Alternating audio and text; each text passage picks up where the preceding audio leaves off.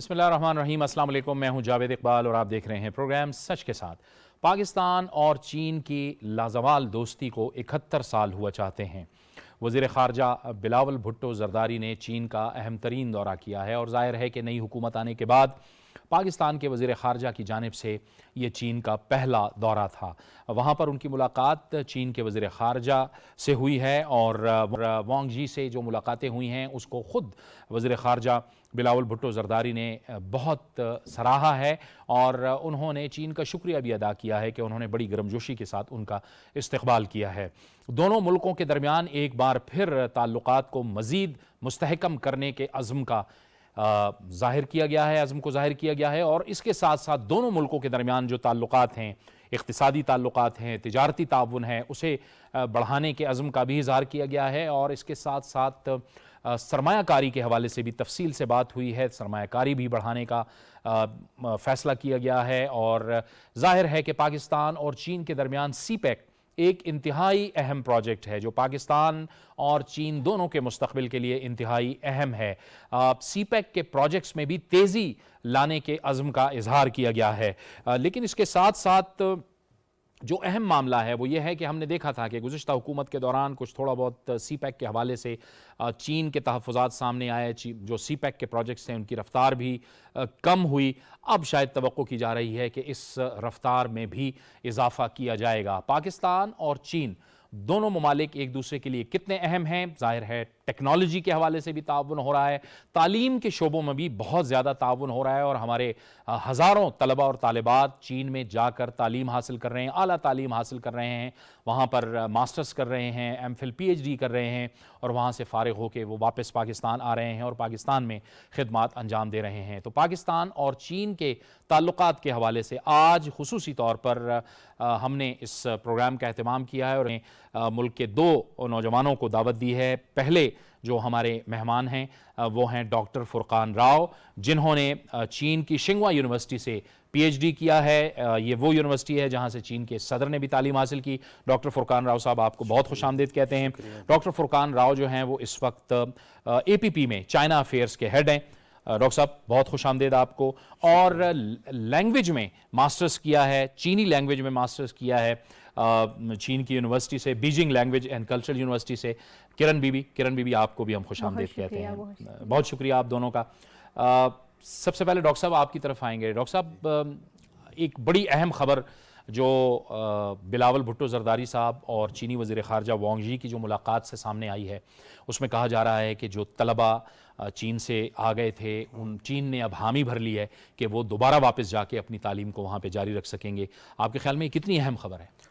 میرے خیال میں جاوید صاحب پہلے تو بہت شکریہ آپ نے ہمیں انوائٹ کیا، دوسرا کہ یہ بہت بڑی خوشخبری کی خبر ہے پاکستانی طلباء کے لیے، کیونکہ چائنیز وزیر خارجہ وانگ ای نے ہمارے وزیر خارجہ بلاول بھٹو کو یقین دلایا ہے کہ پاکستانی طلباء جو وہاں پر پی ایچ ڈی اور ماسٹر کر رہے ہیں ان کی مرحلہ وار واپسی ہم ستمبر سے ممکنہ طور پر ستمبر سے شروع ہوگی اور ان میں ان لوگوں کو بلایا جائے گا جو آلریڈی پی ایچ ڈی میں 2 سے 3 سال سے انرول ہیں۔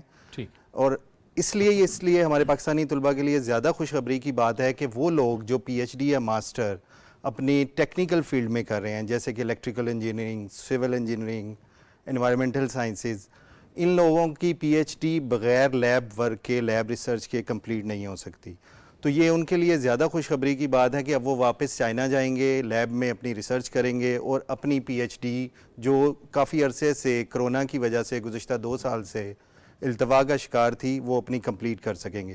اس کے ساتھ ساتھ دوسری جو خوشخبری ہے وہ ان طلباء کے لیے ہے کہ جو اب انرول ہو چکے ہیں گزشتہ 1 سال میں یا اس سپٹمبر کے سمیسٹرز میں جو انرول ہوں گے، یہ لوگوں کو جیسے کہ میں اور کرن پڑھ کے آئے ہیں چائنا سے، تو ہم نے فزیکلی ایگزامن کیا چائنا کو، تو انہیں جا کے وہاں پہ موقع ملا گیا، چائنا کو میں پڑھیں گے اور انہیں وہاں سیکھنے کا موقع ملے گا، چائنیز کلچر کو ایکسپلور کریں گے اور یہ دیکھیں گے کہ چینی معیشت کس طرح تیزی سے ترقی کر رہی ہے۔ اور میں یہ بھی سمجھتا ہوں کہ ان طلباء کو اپنی ڈگری کمپلیٹ کرنے کے بعد پاکستان آ کر جو انہوں نے چین سے سیکھا، انہوں نے کیسے اپنی معیشت کو ترقی دی، اس میں پاکستان آ کر اس کو اپلائی کریں اور پاکستان کو ترقی کی طرف گامزن کریں۔ ٹھیک ہے، یہ ایک بڑی اہم خبر ہے جو آج آئی ہے اس ملاقات کے حوالے سے ان طلباء کے لیے، کیونکہ ہم دیکھ رہے تھے کہ گزشتہ حکومت کے دوران بھی انہوں نے گزشتہ حکومت جو سابق وزیر خارجہ جی شاہ محمود قریشی صاحب ان سے بار بار طلباء نے یہ اپیلیں کی, ہم نے خود دیکھا ان سے ملاقاتیں کی طلباء نے. بہرحال یہ تو ایک اچھی خبر آئی ہے. لیکن ہم دیکھ رہے ہیں ڈاکٹر فرقان صاحب کہ تعلیم کے میدان میں کچھ عرصے سے, کچھ سالوں سے چین نے پاکستان کے ساتھ تعاون بہت بڑھایا ہے. اس سے پہلے ہم دیکھتے تھے کہ یورپ اور امریکہ میں ہمارے جو نوجوان تھے وہ جاتے تھے, وہاں سے پی ایچ ڈی کر کے واپس آتے تھے. لیکن اب چائنا نے بہت زیادہ کنٹریبیوٹ کرنا شروع کر دیا ہے. آپ خود شنگوا یونیورسٹی سے پی ایچ ڈی کر کے آئے ہیں. یہ جو ٹرینڈ ہے میرے خیال میں یہ دونوں ملکوں کے تعلقات میں بھی بڑا اہم ہے, خاص کر نوجوانوں کے ساتھ. نوجوانوں کے اندر جو ایک تعلیم کے حوالے سے جو ایک آپ کہہ لیں کہ ایک سوچ پائی جاتی ہے, یا اعلیٰ تعلیم کے حوالے سے جو ایک جذب پائی جاتی ہے. جاوید صاحب دیکھیں, یہ آپ نے بہت اچھا سوال کیا کہ ہمارے نوجوانوں کا ٹرینڈ یورپ اور امریکہ ویسٹرن سے چائنا کی طرف کیوں کنورٹ ہو رہا ہے, کیوں یہ ٹلٹ آ رہا ہے, یہ شفٹ.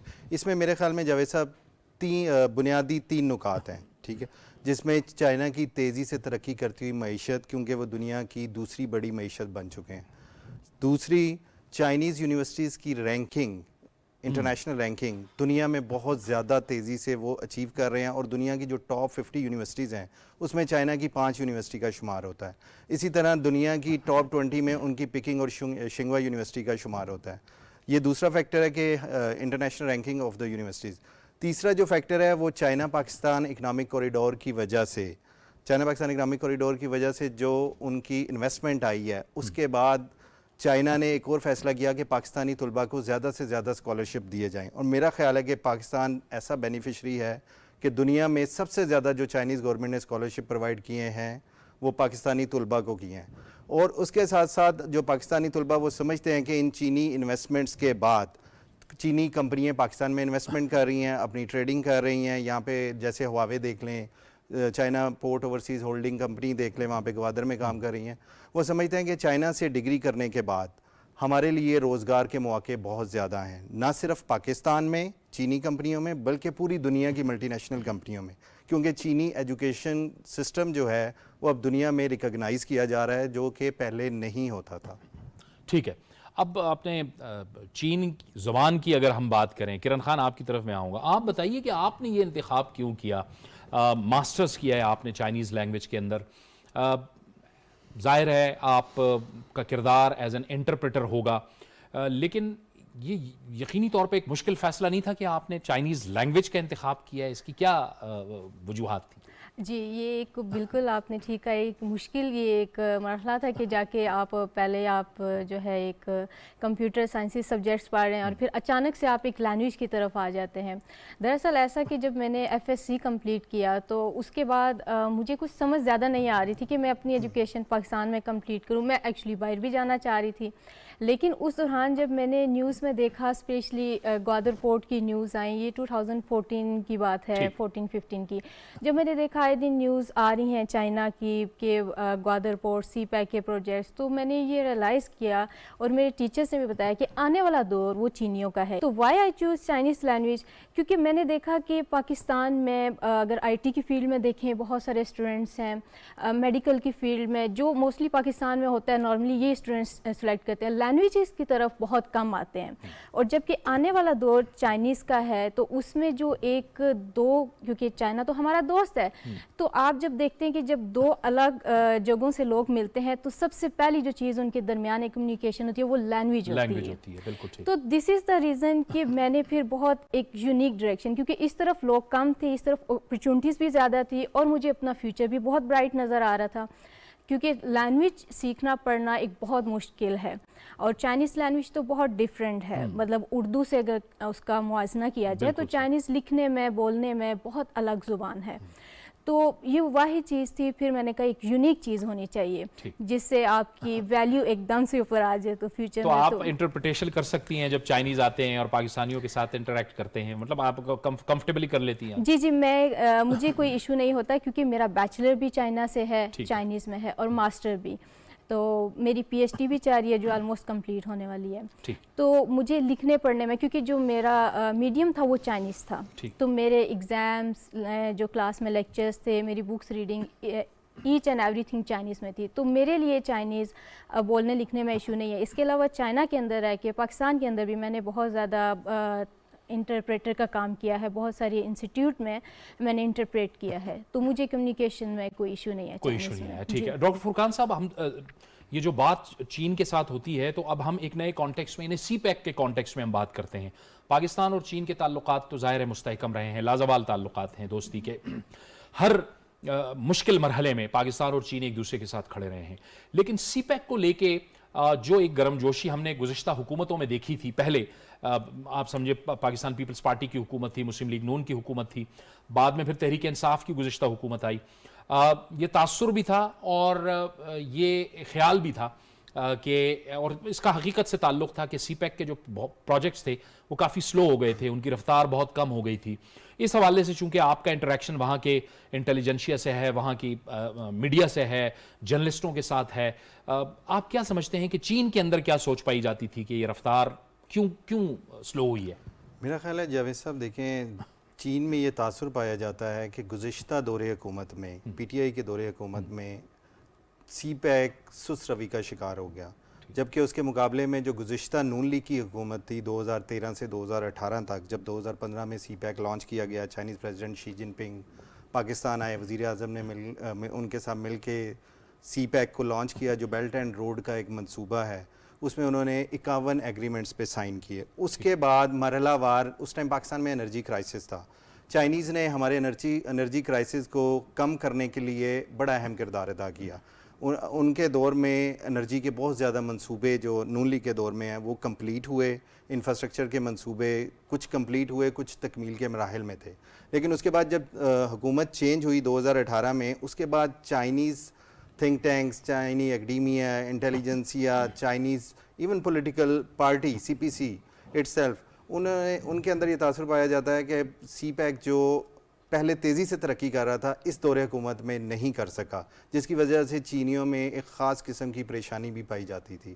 لیکن میں سمجھتا ہوں, میرے خیال میں ابھی جس طرح وزیر خارجہ بلاول بھٹو کی ملاقات ہوئی ہے چائنیز وزیر خارجہ سے, اور انہوں نے کمٹمنٹ کی ہے آپس میں کہ ہم سی پیک میں نئے منصوبے بھی شامل کریں گے, جس طرح ML1 کا کراچی کا منصوبہ ہے. لیکن میں سمجھتا ہوں کہ کیونکہ سیاسی عدم استحکام کی وجہ سے ملک میں, اور یہ جو اب حکومت آئی ہے عمران خان کی حکومت کے بعد, اس کی جو ٹرم ہے وہ بڑی شارٹ ہے, مطلب 1.25 سال کا ہے, تو چائنیز میرے خیال میں کوئی نئے منصوبے کو سی پیک میں شامل نہیں کریں گے. میرا اپنا ایک انالیسز ہے, وہ ویٹ اینڈ سی کی پالیسی اختیار کریں گے, اور وہ اس ٹائم نئے منصوبوں کو شامل کریں گے جب نئی حکومت آئے گی جس کی مدت 5 سال ہوگی. اس کے بغیر چائنیز اس نئے منصوبوں کو شامل نہیں کریں گے. تاہم ان کی کوشش ہوگی کہ یہ سی پیک کے جو گزشتہ منصوبے جاری ہیں ان کو جلد سے جلد مکمل کروا لیں اس حکومت میں, کیونکہ اس کے پاس 1.25 سال کا دورانیہ ہے. یعنی آپ کے کہنے کا مطلب یہ ہے کہ چین بھی جیسے عالمی ادارے دیکھتے ہیں ملک کے اندر سیاسی استحکام کو اور حکومت کے ٹینیور کو, جو اس وقت ملک کے اندر ایک تھوڑی سی ہم محسوس کرتے ہیں بے یقینی کی سی کیفیت ہے کہ شاید موجودہ حکومت یہ فیصلہ نہیں کر پا رہی کہ اسے کتنا عرصے تک رہنا ہے, اور وہ بھی چیزوں کو دیکھ رہی ہے, اور عالمی ادارے بھی ان ساری صورتحال کو آبزرو کر رہے ہیں. بالکل ایسے ہی چین بھی اس صورتحال کو بڑے توجہ سے دیکھ رہا ہے کہ اگر یہ فیصلہ ہوتا ہے کہ اس حکومت کو 1.5 سال تک رہنا ہے, جب تک اس کا ٹائم ہے, تو وہ جو دیگر پروجیکٹس ہیں جو پہلے سے چل رہے ہیں ان کو اسٹرینتھن کیا جائے گا, ان کو آگے بڑھایا جائے گا. ڈیفینیٹلی نیا وہ ان کے ساتھ سائن کریں گے جن کے پاس 5 سال کا ٹینیور ہوگا. وہ ویسے ہی چینی کی تھنک ٹینکس اور چینی اسکالرز سمجھتے ہیں کہ پاکستان میں جب بھی چینج آف گورنمنٹ ہوتی ہے تو سی پیک پہ ایک نئی پالیسی آ جاتی ہے, وہ سی پیک پہ کنسسٹنسی نہیں دیکھ رہے. تو وہ اب اس شارٹ ٹرم جو گورنمنٹ ہے 1.25 سال کی, میرا نہیں خیال اس کے ساتھ نئے منصوبے شامل کریں گے. جیسے گزشتہ حکومت میں رزاق داؤد کے بیانات شروع میں آ گئے تھے سی پیک کے حوالے سے, پھر ایک سٹوری آ گئی تھی فائنینشیل ٹائمز میں, اس کے بعد پاکستان اور چائنا میں بظاہری طور پہ تھوڑی دوریاں آ گئی. شو نہیں کیا دونوں ممالک نے, لیکن یہ دوریاں آ گئی جس کی وجہ سے آپ دیکھیں 3 سال چائنیز اسکالرز بھی کہتے ہیں, کچھ پاکستانی اسکالرز بھی کہتے ہیں کہ 3 سال سی پیک پہ کوئی کام نہیں ہو سکا. جب 3 سال کے بعد کام شروع ہوا اس کے بعد حکومت چینج ہو گئی. ٹھیک ہے. آپ کرن بتائیے کہ آپ کا تجربہ بحیثیت خاتون چین کے اندر آپ گئیں, آپ نے تعلیم وہاں پہ حاصل کی, لینگویج کی تعلیم حاصل کی, کیا آپ کے آپ کا تجربہ وہ کیسا رہا بحیثیت خاتون؟ آپ وہاں گئیں انڈیپینڈنٹلی، آپ نے وہاں پڑھا، وہاں کا ماحول، کیونکہ چین کے حوالے سے جو ویسٹرن میڈیا ہے وہ بڑا پروپیگنڈا بھی کرتا رہتا ہے. میں آپ کو بتاتی چلوں، ویسے جیسے میں چین میں رہی ایز خاتون کے طور پر، تو میرا تجربہ چین میں بہت اچھا رہا. جو ویسٹرن میڈیا پہ دکھاتے ہیں وہ جھوٹ ہے، کیونکہ آپ نے چائنا کو باہر سے دیکھا، آپ نے چائنا کو اندر سے نہیں دیکھا. میں چائنا میں 8 سال رہی، تو میں آپ کو بتاؤں کہ ایشیا کے اندر چائنا بھی ایشیا کی کنٹری کے اندر آتا ہے اور پاکستان بھی. تو اگر وہاں پہ جو کلچر کے حساب سے دیکھا جائے، اگر پہلے میں کلچر کی بات کروں تو یہ پاکستان سے بہت حد تک ملتا جلتا ہے. جیسے کہ پاکستان میں ہوتا ہے فیملی سسٹم، تو چائنا میں بھی بالکل فیملی سسٹم ہے. وہ وہاں کے بچے چائنا میں پڑھایا جاتا ہے اپنے پیرنٹس کی عزت کریں، اپنے نیبرس کا خیال رکھیں. جو چیزیں ہم نے یہاں سیکھی سیم وہی چائنا میں. تو اور دوسرا اگر سیکیورٹی کے حوالے سے بات کی جائے اسپیشلی لیڈیز کے لیے، کیونکہ جس ایج میں گئی تھی، جیسے میرے پیرنٹس بہت ڈرتے تھے کہ آپ اتنی کم ایج میں چائنا جائیں گی، پتہ نہیں کیسا ہوگا. تو میں آپ کو بتاتی چلوں کہ چائنا بہت سیکیور ہے لڑکیوں کے لیے. وہاں پہ لڑکی رات کو کسی بھی ٹائم باہر جائے گی، کوئی آپ کو کچھ نہیں کہے گا. چائنا بہت سیف ہے. ایون آپ دیکھیں گے کہ وہاں پہ جو مرد یا عورت کا دیکھا جائے تو سب ایکول ہیں. آپ دیکھیں گے لڑکیاں ٹرک چلا رہی ہیں، لڑکیاں ٹیکسی چلا رہی ہیں، مارکیٹس میں بیٹھی ہیں، تو وہاں پہ ایکول رائٹس ہیں. سیکیورٹی اور ایچ اینڈ ایوری تھنگ، جو لڑکی کو ہر طرح کی وہی فیسلٹیز پرووائڈ کی گئی ہیں جو ایک مرد کو. تو وہاں پہ سیکیورٹی کے لحاظ سے بھی کوئی ایشو نہیں ہے. وہاں پہ آپ ہر چیز دیکھیں کہ بیسٹ ہے. تو چائنیز کلچر ہے بھی بہت مزے کا. تو میں یہ سجیسٹ کروں گی کہ جو لوگ اب تک چائنا میں نہیں گئے، صرف میڈیا سے دیکھا ہے، تو وہ میڈیا سے چائنا کو نہ جانیں. چائنا کی بہت پرانی ہسٹری ہے. اگر آپ دیکھیں تو چائنا نے اس کو سنبھال کے اب تک لے کر آئے ہوئے ہیں. آپ چائنا میں جائیں تو آپ دیکھیں گے کہ ان کی 6000 پرانی ہسٹری اب تک چل رہی ہے. مطلب 6000 سال. جی. اور اپنا وہ جو کلچر ہے اسی طرح اپنی نیکسٹ جنریشن میں جو ہے نا پھیلاتے جا رہے ہیں. تو چائنا بہت خوبصورت اور بہت سیکیور ہے. تو میں یہی کہوں گی ہر پاکستانی لڑکی کو چائنا جانا چاہیے. بالکل ٹھیک ہے. ڈاکٹر صاحب، اب یہ ساری صورت ہم جب ویسٹرن میڈیا کی بات کرتے ہیں، پروپیگنڈے کی بات کرتے ہیں، میں ذرا اس کو یہ جو ریسنٹ واقعات ہوئے ہیں، دہشت گردی کا واقعہ ہوا کراچی کے اندر، چائنیز ٹیچرز کو جو لینگویج سینٹر جو لینگویج پڑھاتے تھے ان کو ٹارگٹ کیا گیا، اس کو لے کے پھر یہاں پروپیگنڈا بھی بڑا کیا گیا کہ کنفیوشس انسٹیٹیوٹس جو ہیں وہ بند کر دیے گئے ہیں. حالانکہ وہ بند بالکل نہیں ہوئے، کام اس پہ جاری ہے. یہ کون لوگ ہیں جو اس قسم کا پروپیگنڈا کر رہے ہیں اور یہ کس کا پرپز آپ کے خیال میں سرو کر رہے ہیں؟ ہم نے دیکھا ہے بڑے، میں کیا کہوں، اچھے جرنلسٹ تو میں اسی کو کہوں گا جو اس قسم کا پروپیگنڈا نہ کرے، لیکن ایسے بڑے نامی گرامی جرنلسٹ نے اس کو ٹویٹ کیا ہے. بالکل، میں بھی نام لینا نہیں چاہوں گا. کچھ نامی گرامی جرنلسٹ بھی ہیں اور کچھ ریٹائرڈ سول بیوروکریٹس بھی ہیں جو آج کل اینالسٹ بنے ہوئے ہیں مختلف چینلز میں اور اخبارات میں لکھ رہے ہیں. دیکھیں جاوید صاحب، جب کراچی کا بدقسمتی سے سانحہ ہوا، اس کے بعد 2 دن کے بعد سوشل میڈیا پہ پہلے خبر آئی کہ تمام کنفیوشس انسٹیٹیوٹس کو پاکستان میں بند کر دیا گیا ہے اور یہ کام نہیں کریں گے. پھر اس خبر کو تھوڑا بہت کچھ ہمارے مین سٹریم میڈیا نے بھی اٹھایا، لیکن یہ سراسر ایک جھوٹ پر مبنی خبر تھی. اور اس میں جو چائنیز ایمبیسی نے اس کی باقاعدہ تردید کی، چائنیز کنفیوشس سینٹرز نے اس کی تردید کی.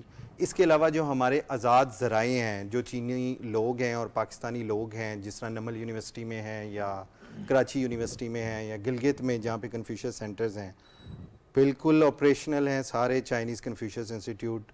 ہمارے پاکستانی بچے وہاں تعلیم حاصل کر رہے ہیں اور چینی اساتذہ انہیں پڑھا بھی رہے ہیں. تو میرے خیال میں کہ ہمارے میڈیا کو مغربی میڈیا کا ایجنڈا نہیں فالو کرنا چاہیے. میڈیا کو رسپانسبلٹی کا مظاہرہ کرنا چاہیے، اور اسپیشلی جو جرنلسٹ مین سٹریم میڈیا کے بعد سوشل میڈیا پہ ٹویٹ کرتے ہیں ان کو خبر کی تصدیق ضرور کرنی چاہیے، بجائے اس کے کہ آپ ایک جھوٹا پراپوگنڈا کریں جس سے ہمارے ملک کا امیج تباہ ہو جاتا ہے. ہمارے یہ صحافیوں کو سوچنا ہوگا. ایک دہشت گردی کا واقعہ ہوا ہے اور آپ اس کو ٹویٹ کر رہے ہیں کہ سارے کنفیوشس انسٹیٹیوٹس بند کر دیے گئے ہیں. کل جب ہماری 71 سالہ تقریبات ہوئی، مریم اورنگزیب نے وہاں پہ کیک کاٹا چائنیز ایمبیسی میں، تو وہاں پہ بھی چائنیز جو ایکٹنگ ایمبیسڈر ہیں انہوں نے کہا کہ تمام کنفیوشس انسٹیٹیوشنز پاکستان میں آپریشنل ہیں اور پاکستانی بچے تعلیم حاصل کر رہے ہیں، اور ایسے دہشت گردی کے واقعات یہ پاک چین تعلقات کو خراب نہیں کر سکتے. ہم مل کے اس کے اگینسٹ فائٹ کریں گے اور ہم کامیاب ہوں گے، اور سی پیک جلد مکمل ہوگا. اور میرا خیال ہے کہ جیسے ہی امن ہوگا مزید کنفیوشس انسٹیٹیوٹس کھولے جائیں گے. اور سی پیک کے آنے سے پہلے آپ دیکھیں کہ چائنیز سیکھنے کا رجحان بہت کم تھا. اب جیسا یہ ہماری بہن وہاں سے پی ایچ ڈی کر رہی ہیں, ماسٹر کیا, یہ 7 سال سے چائنیز پڑھ رہی ہیں, اس طرح بہت سارے بچے ہیں. کنفیوشس انسٹیٹیوٹس نے تو ہماری یوتھ کو موقع دیا, اسکالرشپ پہ نمل سے لوگ گئے, کراچی یونیورسٹی سے گئے, سچوان میں گئے, بیجنگ میں گئے, شنگھائی میں گئے کہ جائیں پڑھیں. لوگوں نے پڑھا, اب اور انہیں روزگار کے موقع مل رہے ہیں. یہ آپ کے پاس ایک ایگزامپل ہیں کہ یہ بینک میں جاب کر رہی ہیں, سنہری بینک میں, چائنا ڈیسک پہ. اسی طرح آئی سی بی سی چائنا کا بینک ادھر ہے, بینک آف چائنا ہے, روزگار کریٹ ہو رہا ہے. آپ کو ایک نئی ڈائمینشن دے دی ہے چائنا نے کہ انگریزی اور ویسٹرن کے ساتھ ساتھ جو جاب تلاش کرتے تھے وہ انگلش کی بیس پہ, اب چائنیز کی بیس پہ بھی لوگوں کو جاب اپرچونٹیز ملیں گی. اس لیے خدا را ہمارا جو میڈیا ہے اور ہمارے میڈیا پرسن لیکن اس پہ اسی بات پہ میں آ رہا ہوں ڈاکٹر صاحب کہ یہاں پہ پھر ایک بار پھر ضرورت محسوس کی جاتی ہے کہ جب ہم بات کرتے ہیں فیک نیوز کی, کہ فیک نیوز اتنی تیزی سے پھیل رہی ہیں کہ ریالٹی کچھ ہوتی ہے, فیک نیوز کچھ ہوتی ہے, یہی فیک نیوز چل رہی ہے. پھر ویسٹرن میڈیا آپ کا سی پیک کے خلاف بھی تو ایک بہت بڑا پروپیگنڈا موجود ہے. بالکل کر رہے ہیں, سی پیک کے اگینسٹ پروپیگنڈا کر رہا ہے, جس کو میرا خیال ہے کہ ہماری جو سیاسی لیڈرشپ ہے, مین سٹریم جو ہماری لیڈرشپ ہے اور جو درمیانے لیول کی لیڈرشپ ہے, اس کو مل کر مقابلہ کرنا چاہیے جرنلسٹوں کے ساتھ. جو فیکچوئل رپورٹنگ ہے, جو فیکٹس ہیں سی پیک کے بارے میں, وہ بتانے چاہیے. دیکھیں ایک چیز ہمیں سوچنی اور سمجھنی چاہیے کہ 2013 میں آپ کے پاس بجلی کی کیا صورتحال تھی, 2018 میں آپ کے پاس بجلی کی کیا صورتحال تھی, کس حد تک لوڈ شیڈنگ ختم ہو گئی تھی, انفراسٹرکچر بن گئے, ملتان موٹر وے بن گیا, یہ ساری چیزیں سی پیک کے تحت ہوئی ہیں نا. پھر اورنج لائن بن گئی.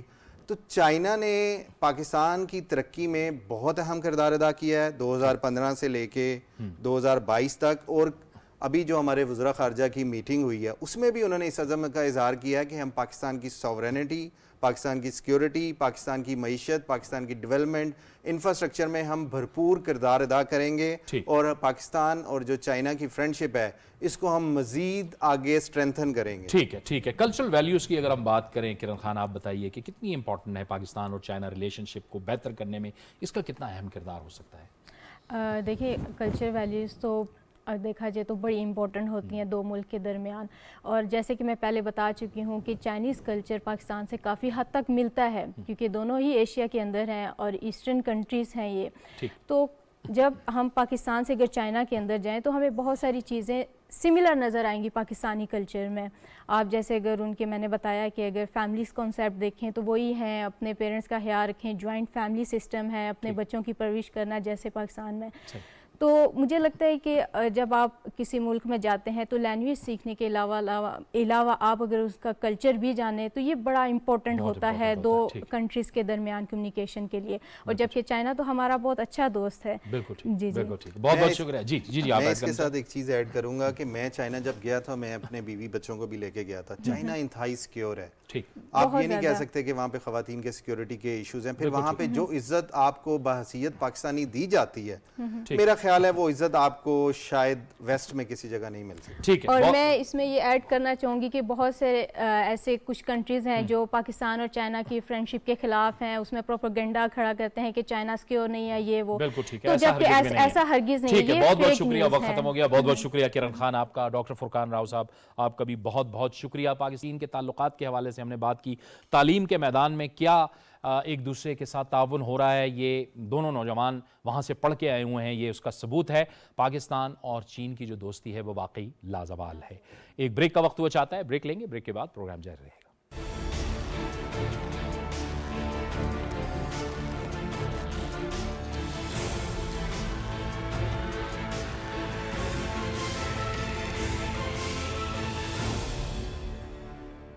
بریک کے بعد ایک بار پھر ناظرین آپ کو خوش آمدید کہتے ہیں. اور اب ہم بات کریں گے تہاڑ جیل میں قید یاسین ملک کی. کشمیری حریت رہنما یاسین ملک ایک عرصے سے جیل میں بند ہیں, پابند سلاسل ہیں, نہ انہیں بولنے دیا جا رہا ہے, نہ ان کو آزادی دی جا رہی ہے.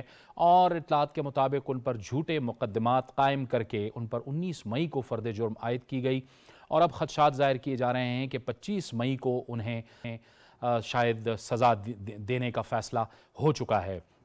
یقینی طور پر یہ ایک بہت تشویشناک بات ہے، کیونکہ مقبوضہ کشمیر کے اندر جو ہم دیکھ رہے ہیں بھارتی ظلم و بربریت، ابھی تک جو کشمیری لوگوں کا جذبہ آزادی ہے، ان کے اندر جو حریت کا جذبہ ہے، وہ اپنے ظلم اور بربریت کے باوجود وہ جذبہ وہ ختم کرنے میں ناکام رہے ہیں۔ اس کے ساتھ ساتھ پرامن جو تحریک آزادی ہے اس کو بھی دبانے کی کوشش کی جا رہی ہے۔ یاسین ملک ایک ایسے ہی پرامن سیاسی لیڈر ہیں مقبوضہ کشمیر کے، جو پرامن طریقے سے کشمیر کی آزادی اور مقبوضہ کشمیر کے لوگوں کے حقوق حاصل کرنے کی تحریک میں ظاہر ہے کہ وہ ایک عرصے سے محو تھے، انہیں قید کر دیا گیا ہے۔ ان کی اہلیہ نے عالمی برادری سے بار بار اپیل کی ہے کہ جو مقبوضہ کشمیر میں جو کچھ ہو رہا ہے اور یاسین ملک کے خلاف جو کچھ ہو رہا ہے اس کا عالمی برادری نوٹس لے۔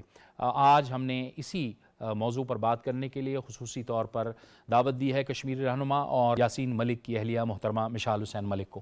بہت شکریہ مشال صاحبہ، آپ نے ہمیں جوائن کیا۔ مشال صاحبہ، گزشتہ 2-3 دن سے ہم دیکھ رہے ہیں مسلسل آپ کی پریس کانفرنسز ہو رہی ہیں، ہمیں یہ بھی معلوم ہے کہ 2014 کے بعد آپ کی ان سے ملاقات نہیں ہو سکی، اور اس وقت ہی ملاقات ہوئی تھی جب رضیہ سلطانہ آپ کی بیٹی 2 برس کی تھی۔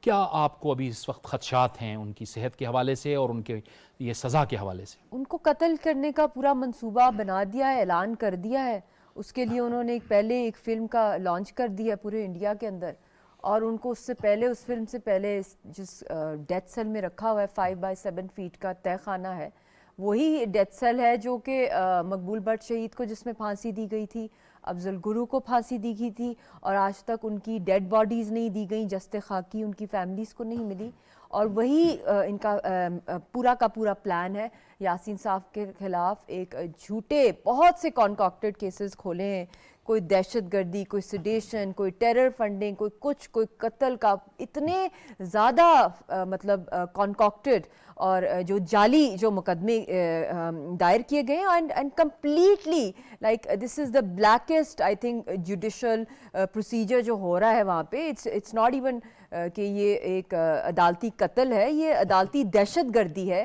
انہوں نے عدالت کو آئی تھنک خود ہی اس کے اوپر انہوں نے سوئسائڈ بامب گرا دیا، کیونکہ جو قاتل ہے وہ ہندوستان کی آرمی ہے، انہی کے کالے قوانین تھوپے ہیں یاسین صاحب پہ اور دوسری قیادت کے اوپر، چاہے وہ اوپا ہو، چاہے وہ ٹاڈا ہو، چاہے وہ پبلک سیفٹی ایکٹ ہو، ان کے تحت وہ کچھ بھی کر سکتے ہیں۔ Armed forces special powers act Yasin صاحب کے، کیونکہ ان کی کوئی ان کو کمپلیٹ امیونٹی ہے انڈین فورسز کو، اور انہی کی طرف سے وہ خود ہی وہاں پہ پیش ہوتے ہیں وٹنسز کے طور پہ، یاسین صاحب کے خلاف جو بھی جھوٹی باتیں وہ کر رہے ہوتے ہیں ان کی آکوپیشنل فورسز، اور ان کے جو بھی گواہیاں وہ دیتے ہیں خود، اور قاتل بھی وہ خود ہیں، جج بھی وہ خود ہیں، اور اس کے ساتھ جو اب سرکاری لائر رکھنا چاہتے ہیں یاسین صاحب کے لیے، اور فیصلہ بھی قاتل ہی کر رہا ہے، اور جو لائر بھی وہی ہیں، تو ان کو تو کوئی ان کی نہ سنوائی ہو رہی ہے، تو یہ تو کمپلیٹ مرڈر ہے۔ یعنی جو ایک ڈیو کورس آف لا ایک ہوتا ہے کہ قانون کے مطابق ان کو ایک قانونی معاونت دی جائے، ان کا وکیل ہو، وہ بھی ان کو مہیا نہیں ہوئی ابھی۔ نہیں، ان کے وکیل تھے کچھ عرصے کے لیے راجہ توفیل صاحب، ان کو بہت ہی مسٹیریس سرکمسٹانسز کے اندر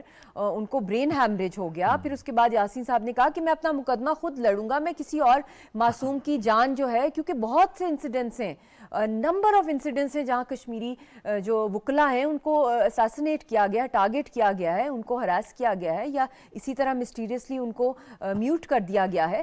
تو یاسین صاحب نے کہا میں کسی کو نہیں رسک میں ڈالنا چاہتا، یہ میرے پر ہے، میں خود فیس کروں گا، اور وہ اس وقت تن تنہا ایک ڈیتھ سیل کے اندر ہیں 5x7 فیٹ کے، اور ان کو کوئی ان کی مطلب کہ نہ ان کے پاس کوئی رابطہ الاؤڈ ہے فیملی کے ساتھ، میرے ساتھ، بیٹی کے ساتھ 3.5 ایئرز ہو گئے ہیں، جو بیسک فنڈامنٹل رائٹس ہیں ایک پرزنر کے وہ بھی نہیں دیے گئے، اور بولنا تو بہت دور کی بات ہے، جب ان کو پریزنٹ کیا جاتا ہے آن لائن، ویسے تو فزیکلی نہیں پریزنٹ کیا جاتا جب پروسیڈنگز ہو رہی ہوتی ہیں۔ یہ تو اس ویڈیو میں انہوں نے 2 سال کے بعد جو، کیونکہ پوری دنیا میں شور مچ رہا ہے تو انہوں نے دکھانا ہے کہ وہ بندہ زندہ ہے، تو ان کو نکال کے انہوں نے کھڑا کیا، حالانکہ وہاں پہ کچھ بھی نہیں ہوا، انہوں نے بس کہا ہے کہ آپ پہ ہم لوگوں نے فیصلہ آپ کے خلاف کر دیا ہے، وہ سنانے کے لیے ان کو کھڑا کیا تھا، کوئی ڈیبیٹ کچھ بھی نہیں ہوئی۔ اور جب ڈیبیٹ ہوتی رہی، جو انہوں نے بہت جلدی ہیپ ہیزرڈلی آن لائن کی، اس کے اندر جب وہ بولتے تھے تو ان کو میوٹ کر دیا جاتا تھا، اور جب ان کے خلاف کوئی گواہ پیش کیے جاتے تھے انڈین آرمی کے لوگ تو پھر ان کو ان کی آواز بند کر دی جاتی تھی کہ نہ ان کی آواز آئے نہ ان کی آواز جائے، اور نہ ہی جج کو پتہ چلے، اور جج بھی تو آر ایس ایس اور ہندوتوا کا ہے، تو ان کی تو مطلب بالکل. اور جب یہ اسی ویڈیو میں جو آپ دیکھ رہے ہیں، جو ویڈیو آپ نے شروع میں دکھائی ہے، اس میں اتنے ویک وہ ہیں، ان کی اتنی ملٹیپل ایلمنٹس ہیں، اور ان کو وہاں پہ تنگ کسی صحافی نے پوچھا بولے ملک صاحب، تو انہوں نے کہا I am not allowed to speak, ان کو، اور انہوں نے آخری وقت بھی جو آخری ویڈیو اینڈ ہوتی ہے انہوں نے کہا آئی وانٹ ٹو ٹاک، اور انہوں نے انگلش میں کہا آئی وانٹ ٹو ٹاک، کہ پوری دنیا کو یہ میسج دے کہ بولنے کا بھی حق نہیں ہے ان کو اپنا کیس پلیٹ کرنے کا.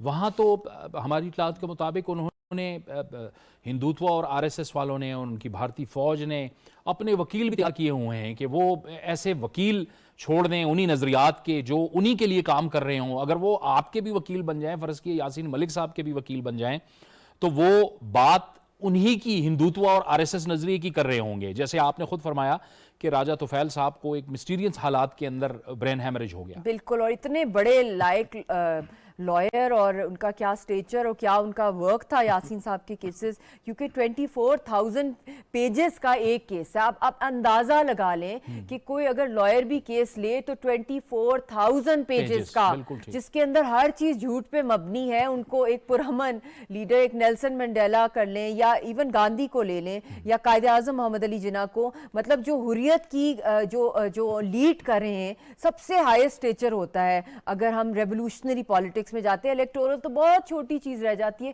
یہ تو قوموں کی آزادی کا سٹیچر ہوتا ہے. تو ایسے رہنما تو صدیوں میں پیدا ہوتے ہیں، ورنہ گلی گلی میں لوکل پالیٹکس میں تو آپ کو کوئی مل جائے گا، کوئی ایم این اے مل جائے گا، کوئی پروونشل لیول پہ، کوئی ڈسٹرکٹ لیول پہ، مگر یہ تو صدیوں میں، جس طرح سعید علی گیلانی صاحب، کوئی ان کی جگہ لے ہی نہیں سکتا.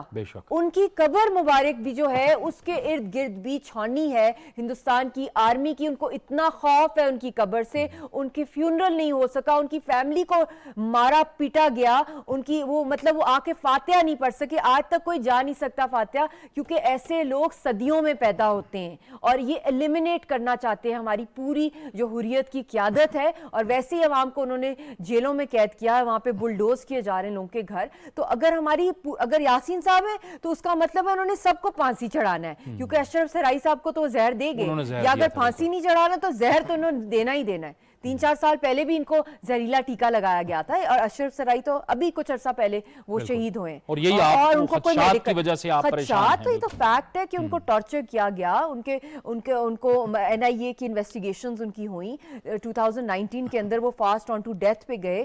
پھر بہت مشکل سے ان کو، اس زمانے میں ان کے لائر کچھ عرصے کے لیے تھے، تو بچی کا پیغام پہنچائے گا کہ پاپا تھوڑی دیر رک جائیں، آپ کرونا ہے اس وقت، دنیا کا فوکس ہٹا ہوا ہے، آپ تھوڑا عرصہ ویٹ کر لیں، سب بہتر ہو جائے گا. تو تھوڑے لمحے کا بات تھی، ورنہ تو اس وقت بہت مارا پیٹا گیا تھا ان کو. ان سے فورسڈ کنفیشن لکھوا رہے تھے جو آج تک وہ کامیاب نہیں ہو سکے اس کے اندر. اور انہوں نے ایک ہی کنفیشن کی ہے 10 مئی کو، جس کے بعد 19 مئی کو اگلی ہیئرنگ ہوئی ہے. اور انہوں نے 10 مئی کا ریفرنس دیا ہے، جھوٹا پروپیگنڈا کیا ہے کہ پلیڈ گلٹی کر دیا یاسین ملک. بالکل نہیں کیا. اس میں جو کو ایکیوز 10 اور تھے، کیونکہ آن لائن پریزنٹ ان کو سب کو کیا گیا ہے، تو اس وقت ان سب کی طرف سے یہی جو انفارمیشن ہمیں آئی ہے کہ انہوں نے صرف ایک کنفیشن کی ہے کہ میرا اگر قصور ہے کہ میں آزادی کی تحریک کو لیڈ کر رہا ہوں، یہی میرا قصور ہے، تو یہ میں اس کے لیے یہ میں بار بار کروں گا. کیونکہ یہ لافل ہے، یہ لیجٹمیٹ ہے، اور ہم حق اور سچ پہ ایک پرامن سیاسی تحریک چلا رہے ہیں کشمیریوں کی آزادی. مشال، ذرا گزشتہ کچھ سالوں کی یہ قید میں جانے سے پہلے آپ یاسین ملک صاحب کے بارے میں بتائیے کہ ان کی جو تحریک کے لیے جو ایک جدوجہد تھی، پرامن جدوجہد، وہ کس طرح تھی، اس کے بارے میں ذرا بتائیے.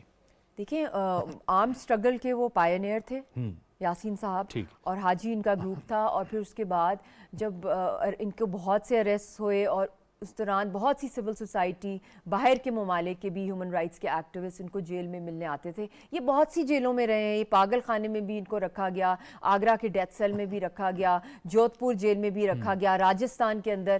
اور ان کو مطلب کہ پورا کا پورا ایک پنجرے میں بند رکھا، تتی دھوپ کے اندر. ایک وہ انسان جو کشمیر میں پیدا ہو تو برداشت نہیں کر سکتے گرمی، اور پاگل خانے میں وداؤٹ کلوتھز جو ان کو پاگلوں کے ساتھ رکھا گیا اور جو ان کے اوپر ٹارچر ہوا, اور ان کا آدھی باڈی تو فیشل پیرالسس ہے ان کا, اور ان کے کان کے اندر انہوں نے ٹارچر کیا, گرل کیا, تو وہ ایک کان کی ہیئرنگ چلی گئی, اور پھر ہارٹ میں زہر دے دیا گیا ارلی 90s میں ان کو جیل میں, تو ان کو میٹالک ویلو بلڈ فوڈ پوائزننگ ان کو ہوئی تھی, تو ان کو میٹالک ویلو ہے. تب سے لے کر اب تک اگر ان کو لائف سیونگ ڈرگ ایک دن بھی نہ دی جائے بلڈ تھنر کی اینٹی کوگولنٹ, تو ان کو کلاٹ ہو کے امیڈیٹ ڈیتھ ہو سکتی ہے. اور یہ آپ حیران ہوں گے کہ بہت دفعہ یہ دوائی نہیں دی جا رہی ان کو, پتہ نہیں یہ کوئی معجزہ ہے that he is still exceptional will power سے وہ اس وقت, اور ہم سب کی دعاؤں سے وہ اس وقت زندہ ہیں, ورنہ ہیومنلی پاسبل ڈاکٹرز بھی کہتے ہیں یہ میڈیکل میریکل ہے کہ ہی اسٹل الائیو.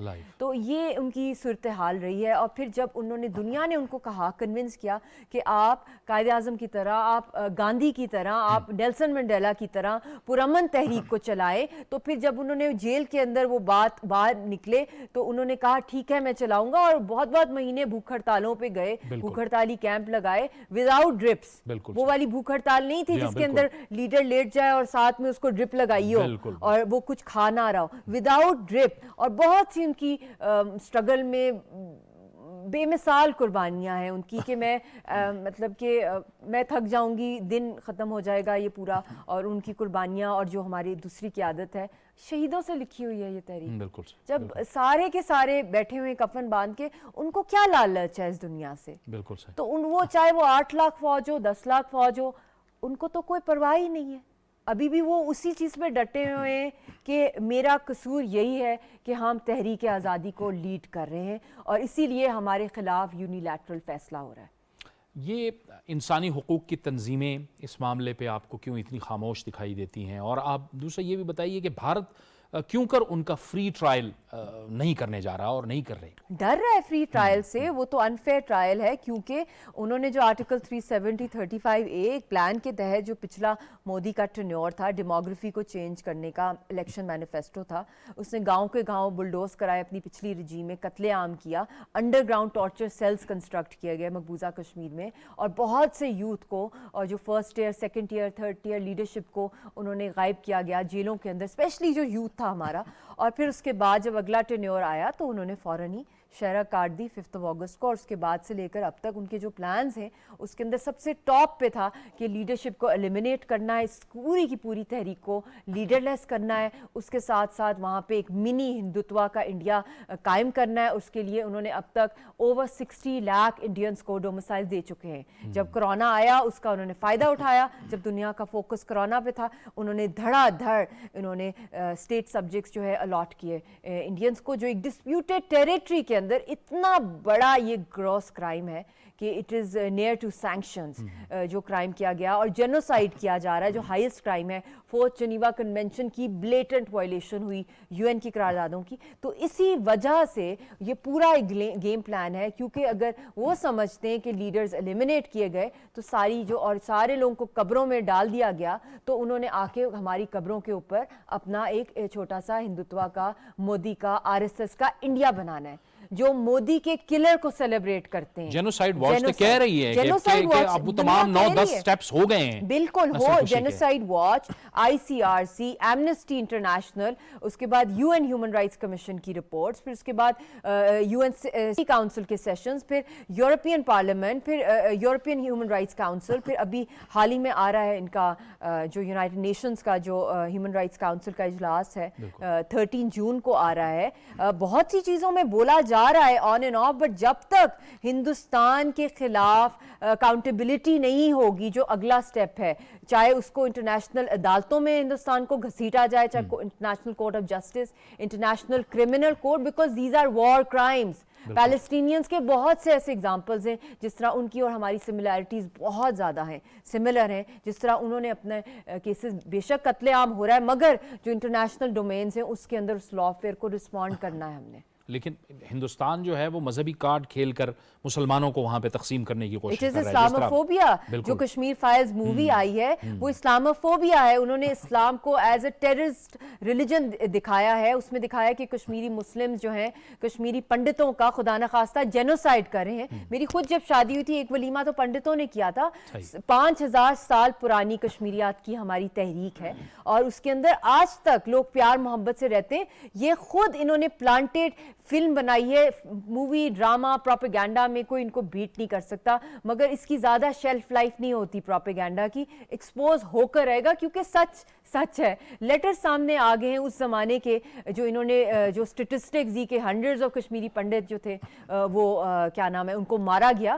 حالانکہ جو آفیشیل پولیس ریکارڈز ہیں ارلی 90s میں جب یہ انسیڈنٹس بتا رہے ہیں ان کی اپنی پولیس کے, وہ سارے وائرل ہیں ٹویٹر کے اوپر کہ ہارڈلی کوئی پتہ نہیں کوئی 10 تھے کہ 12 لوگ تھے اور ہزاروں کی تعداد میں کشمیری مسلمان جو تھے وہ شہید ہوئے تھے. اور مسلمانوں نے نہیں مارا وہاں کے پنڈتوں کو, بلکہ جگ موہن جو انڈین گورنر تھے انہوں نے جو بی جے پی کے تھے انہوں نے ان کا ایگزوڈس کرایا تھا کشمیری پنڈتوں کا. تو یہ اس بیسس کے اوپر یاسین صاحب کو پھانسی چڑھانا چاہتے ہیں کہ انہوں نے فلم کے مطابق وہ سب سے بڑے ولن تھے اور پتہ نہیں کتنے ہنڈریڈز کا انہوں نے قتل کیا تھا اور اس کی اسپیئر ہیڈنگ کی تھی, پلاننگ کی تھی اور اوپر سے پاکستان نے اسپانسر کیا تھا سب کچھ. تو it's all lie, it's just crap, it's an indigenous movement. UN کے اندر تو یہ لے کے گئے تھے, اوور 12 قراردادیں ہیں ہماری.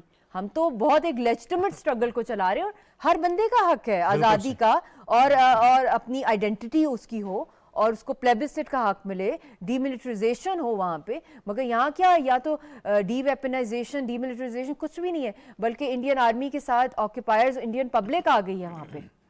اب حکومت پاکستان نے وزیر اعظم صاحب نے جو ہدایات جاری کی ہیں کہ اس معاملے پہ عالمی سطح پہ آواز اٹھائی جائے, کیا آپ کی توقعات ہیں؟ دیکھیں اس وقت ارجنٹ جو چیز ہے, ارجنٹ اور بہت ہی جو کہ زندگی اور موت کا سوال بن رہا ہے, جان ٹنگی ہوئی ہے یاسین صاحب کی, کچھ بھی ہو سکتا ہے ان کے ساتھ. افضل گرو کا کیس ہم بھول گئے, ان کو کیوں ہینگ کیا گیا, کوئی پروف نہیں تھا. یہی ججمنٹ آئی انہی کے انڈین کورٹ سے کہ سپریم کورٹ سے کہ to satisfy the conscience of the Indian public we have to hang him. مطلب عوام کی جو آواز ہے ان کے اندر کی ضمیر کی, وہ چاہتی ہے کہ کشمیری معصوم آدمی کو پھانسی دے دی جائے, تو اس لیے اس کو پھانسی پہ چڑھا دو.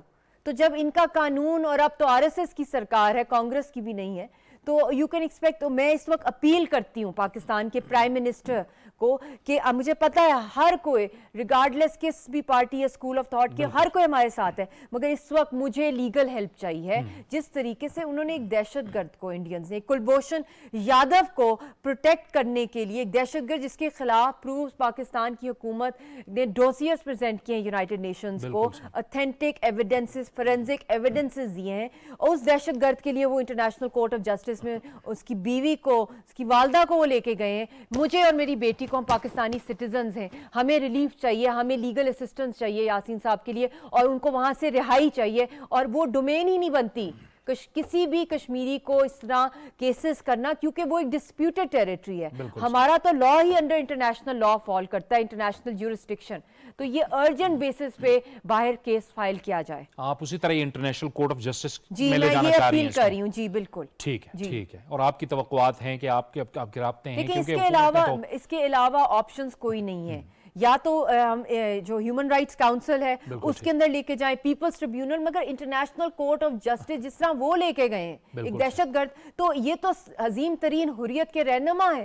ہم گیلانی صاحب کو نہیں بچا سکے, ہم اشرف صحرائی صاحب کو بچا نہیں سکتے, ہمیں ایک اور لیڈر شہید نہیں کرنا, ہم نے ان کو بچانے کے لیے. اور سب سے بڑی چیز ہے کہ میں تو پاکستانی ہوں, ڈسپیوٹڈ ٹیریٹری کے اندر میں نہیں پیدائش ہوئی, میں ایک پاکستانی, میرے پاس پاسپورٹ ہے, اور ہر کشمیری وہ پاکستان کی طرف ویسے بھی دیکھتا ہے, UN کی قراردادوں کے اندر پاکستان سگنیٹری ہے. تو یہ میری اپیل ہے کہ ان کی جان بچائی جائے. ٹھیک ہے, لیکن یہ سارے حربے ہونے کے باوجود بھی اب ہماری تو یقیناً یہی دعا ہے کہ اللہ تعالیٰ ان کو صحت کاملہ بھی عطا فرمائے, کیونکہ اس دوران وہ بیمار بھی رہے. یاسین ملک صاحب اس دوران بہت بیمار بھی رہے, اور पाकिस्तान की वजारत ख़ारजा को आपके ख्याल में एक प्रोएक्टिव रोल अदा करना होगा? हम देखते हैं कि जब पहले मुस्लिम लीग नून की हुकूमत थी तो उन्होंने कश्मीर के मामले पे बहुत वफूद बना के मुख्तलिफ ममालिक में भी भेजे थे। अब इत्तेहादी हुकूमत है, आपकी भी यही तवक्को है कि एक प्रोएक्टिव रोल? मेरी यही अपील है कि मुझे बाहर के मुल्कों में स्पेशली जो इंटरनेशनल कोर्ट ऑफ जस्टिस के अंदर है, इंटरनेशनल क्रिमिनल कोर्ट, चाहे कोई भी इंटरनेशनल लॉ फॉर्म है, मैं रेडी हूँ, मेरी बेटी रेडी है टेस्टिमनी रिकॉर्ड करने के लिए। हम जाना चाहते हैं, हम लीड करना चाहते हैं यासीन मलिक के केस को, हमें लेके जाया जाए। अभी आप बता रही थी कि गुज़श्ता 3.5 साल से आपका कोई बिल्कुल राब्ता नहीं है। बिल्कुल, as a Pakistani citizen also ये मेरा राइट है कि मेरे हस्बैंड के साथ मेरी आवाज़ का भी रिश्ता इन्होंने ख़त्म कर दिया है। ना वीडियो कॉन्फ्रेंस हो सकती है, ना ईमेल हो सकते हैं, ना कोई लेटर भेजा जा सकता है, ना कोई टेलीग्राम। और उन्होंने हर जो बेसिक फंडामेंटल राइट्स हैं किसी भी प्रिजनर के, तो ये तो पॉलिटिकल प्रिजनर। आई डिमांड कि पाकिस्तान की हुकूमत लॉबी करे, आवाज़ उठाए कि he is a prisoner of conscience, इनको टाइटल दिलवाया जाए और उनको प्रोटेक्टिव पर्सनैलिटी, इनको वहाँ से निकाला जाए एयरलिफ्ट करा के, इनको बाहर के मुल्क में कहीं इनका इलाज कराया जाए। इनकी जान को सख्त खतरा है और जो उन पर फिजिकल और मेंटल टॉर्चर किया जा रहा है और जो उनको फांसी चढ़ाना चाहते हैं। बहुत बहुत शुक्रिया मशाल हुसैन मलिक साहिबा आपका। यासीन मलिक साहब की अहलियाँ हमारे साथ महवे गुफ्तगू थीं और वो बार बार यही अपील कर रही हैं कि वो भारत में कैद हैं और उन्हें ख़दशा है कि उन्हें मार दिया जाएगा, सज़ा सुनाई जा रही है। 25 तारीख को कहा जा रहा है। अब हुकूमत पाकिस्तान से भी उन्होंने अपील की है कि वो आलमी सतह पर इस हवाले से आवाज़ उठाएँ और यासीन मलिक को ज़मीर का कैदी करार दिया जाए, क्योंकि वो एक सियासी कैदी हैं। उनकी ज़िंदगी इंतहाई अहम है इस ख़ानदान के लिए भी और मकबूजा कश्मीर के जो मासूम मुसलमान हैं, वहाँ के जो पिसे हुए अवाम हैं, उनके लिए भी। ये था हमारा आज का प्रोग्राम। जावेद इकबाल को इजाज़त दीजिए। अल्लाह हाफ़िज़।